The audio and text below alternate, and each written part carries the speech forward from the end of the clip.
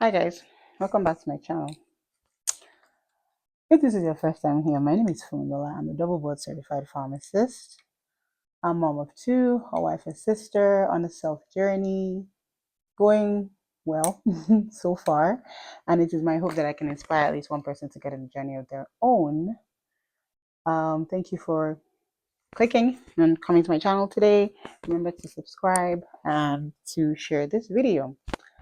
Today, we're going to be talking about renting a place as a newbie in a new country. I'm going to use Canada as my my sample sample population. So I'm going to be making like a series of newbie immigrant videos just to basically, because information is power in this country, right? So today we're going to be talking about renting and the things that you need to look out for.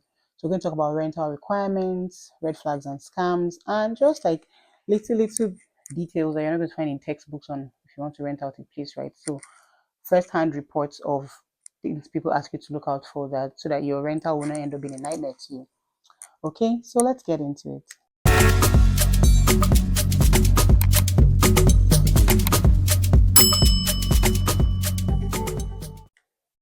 Again, a little background on why I'm making this video. The other day at church, pastor was talking about how when you're coming to a new country, being able to know things, information basically is your power, right? Being able to know things sometimes helps you out. So today I decided, oh, let me make a video for another time. I'm going to make a video for buying your first house from my own perspective and things you need to look out for. But today we're talking about renting as a newbie in Canada. We're going to first of all start with like what are the expectations or the rental requirements that most people have to look out for. So you haven't landed yet, you want to know the things that are going to be rental requirements for you. And we'll talk about how you're going to bypass some of these requirements, or not bypass, but what you're going to do to make sure that you're in good standing. So the first thing that most landlords expect is you need to have stable job slash stable pay. And we all know that this is almost impossible because you're landing into the country newly, you have no job experience, you have no pay slips. So what you can actually do is that you can provide a proof of job offer if you have one, or provide like what you're earning from where you're coming from. Probably not to be enough to impress your landlord, but also you can provide proof of savings. Oh, this is how we have this money saved up and we're going to be able to pay our rent. You may also want to get a co-signer. I mean, because especially because they're going to ask you for credit history as well.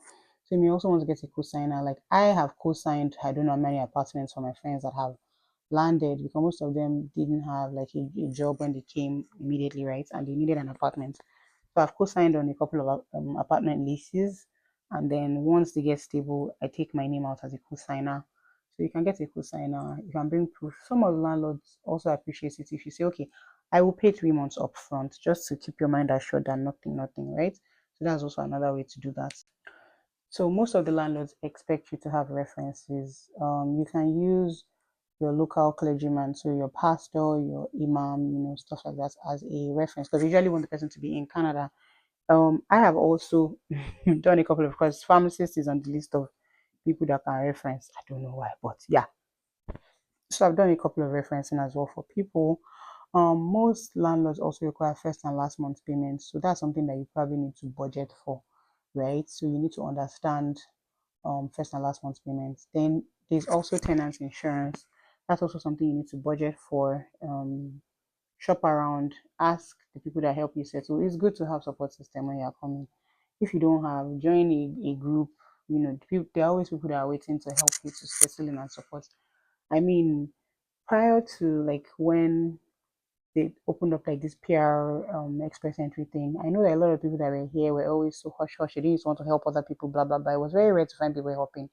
But when they opened up express entry portal and educated like people who came in properly legally started coming in, there was no more gatekeeping. We had WhatsApp groups where we discuss. I mean, I got here through a WhatsApp group. Like that's a story for another day. But yeah, so no more gatekeeping. There's also always somebody to help. You just need to open up your arms and there's somebody to lift you. Okay, another thing that you also ask you for is background ID and checks. So you might also want to be able to explain, because a lot of all these landlords and co, they don't understand what your PR card means. They don't understand what your work permit means. They don't understand, in their eye, all of you are just refugees that are coming to come and crash in their country. So you may need to explain to them that, okay, this is my ID, this is what it means, da da da da da, and then and all that and all. So also they usually want you to sign a lease. Make sure, see, this one is very important, because a lot of the legal terms and jargons are usually hidden and tied and into different things. You want to make sure that you understand it. You don't have to sign it immediately. You can take it to someone that you trust, someone that you know that understands the legalese. If you can't afford a lawyer, show it to your clergy, your settlement counselor, show it to someone, you know, to help you read through that, at least understands the legal jargons of this environment. I remember that when we came, I spent so long reading our lease agreement that the agents that was going to sign us was like, "You aren't you, if you're Nigerian, aren't you done?" I said, "No, I'm not done. I just want to read to understand." And so I took my time and I read it before we eventually signed. Okay. So now we're going to talk about some of the red flags for, like, you want to rent an apartment. So a lot of times people have not landed, they go and check websites and all that, or check Kijiji or whatever. Now, if you have someone that you want to send to go and view, that's great. Otherwise, ask for in-person video call. Like, while you're talking to the person, let the person be there videoing the environment, blah blah blah blah blah blah. If a red flag that you should look out for is if the landlord says they cannot be in person, whatever, or video calling unless you pay. Please run. Like, most of the time, they're like, "Oh, I'm out of the country. Just send your deposit. I'll mail the keys to you." Don't do that. Don't do that. Most of the time, that either is scam or something is definitely wrong with the apartment. So if you haven't seen it in person or on video, please don't pay for it. I know this sounds like something that shouldn't be said, but you'll be surprised how many people actually fall into this scam. If the rent seems too good to be true, it probably is too good to be true. You'll be saying things like, "Oh, quick lease, quick affordable lease for a God-fearing person," and then you go there, the lease is like 600. You check the surrounding areas, everybody else is 1300. Please don't take that place. It's most likely going to be a scam or something is wrong. So make sure you compare your leasing with areas around and then decide that, okay, this is a good price. Because if it's not a family member that is giving you half a discount, this person is paying mortgage, so why do they want to give you a discount? So I mean, you people are very susceptible. I think the next video I'm going to make after this is 10 scams that immigrants fall into, because like when you're coming, and then most of us just think that, oh, when we're leaving Nigeria, we're coming here, they don't scam here, or it does not happen. It does happen. Like, so many things, guys. So then, if the person is pressuring you to send money immediately, like you have not even seen, you have not signed legal agreement, you have not done anything, they're already pressuring you to send money, please don't do it. Most of the time, they are a scam and they just want to take your money and run away. If there's no proper lease agreements, they're just like, "Oh, don't worry, trust me, trust me." Don't trust anybody. Oh. Don't trust anybody. Like, make sure that you sign a proper lease agreement. Make sure you keep a copy. Make sure you go through it properly to understand what is obtainable to you and what is not.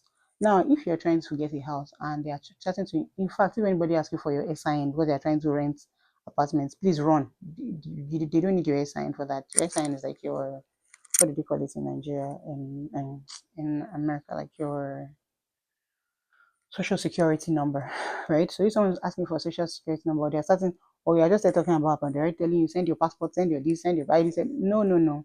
It's too early for that. You guys have not even talked. You have not seen the apartment. You're not talk about the lease agreement, all those things, and they're already asking for your information. It is a definite red flag. Now, you want to, when you see a listing, you can, I think there's something called Google back check, or Google reverse image. You can check to see those images are images that have been recycled to various posts. That's how you know if somebody is stealing other people's images and using it to post fake listings just to swindle people out of their money. So you don't want to fall prey to that, right? So yeah, that's another thing that you can look out for. Then make sure that when you're renting, the person that is talking to you, you want to know their relationship to that property. Are they the agent? Are they the owner? How are they related to that property? See some proof, right? So that it's not that after you have dropped money, then you come back and you realize that, oh, sorry, we've never seen this person before. How do they get access to the apartment? So we don't know. Maybe they came to visit and they stole the key. I mean, you don't want stories that touch. You are new, you need to save your money and all that. Now, make sure that your methods of communication are traceable. If there's any emails and the email address does not rhyme with the name of the landlord or the name of the agent, or the wording is funny, like phishing email or spam email. You want to be very cautious. Please, your money is important to you. Don't allow anybody to swindle you of it. Then sometimes when you're trying to rent a place, you're like, oh, they refuse to meet you in person, and they're always, you know, talking about, oh, don't worry, I'm not around. It still goes to the same thing as if you've not seen it in video. Like before you sign any deal or anything, you want to meet your agent or your landlord. You want to get a vibe of who they are, right? So if anybody is doing that to you, just know that they are scamming you. Don't do that, especially when you're not yet around. Okay, and I think that the last point we're going to talk about when it comes to like red flags or scams is if they are constantly asking you for cash instead of, make sure that when you pay your rent, it is traceable. And I mean, yeah, you need to be able to trace it. You need to be able to say, I paid you this rent. But if the rent is not traceable, or at least even if you are paying them cash, make sure that they are giving you either a receipt or they are acknowledging it either via text or something, some sort of communication. Rent received for July, rent received for August. I mean, it's very important. You want to be able to stand for yourself. Okay. So now, okay, I think I should have even started with this. When you want to rent, you want to first of all decide what kind of unit you want, right? Do you want a condo? Do you want a house? Do you want a townhome? Like, what do you want? What's going to fulfill your needs as a family? That's very important. Of course, along with that, you want to go with rent affordability. So, can I afford the rent in this area, in this type of home? That will also determine what kind of home you get, right? It is my opinion that when you're coming, you shouldn't go ahead and rent like a giant house. Even if you people are 12 in your house, still try and get a, because the mistake that a lot of people make is that when they're coming from like Nigeria, they want to move the lifestyle they had in Nigeria straight down here. And it doesn't translate like that, except of course if you are rolling in billions and you're maybe Tinubu's son or Tedola's daughter.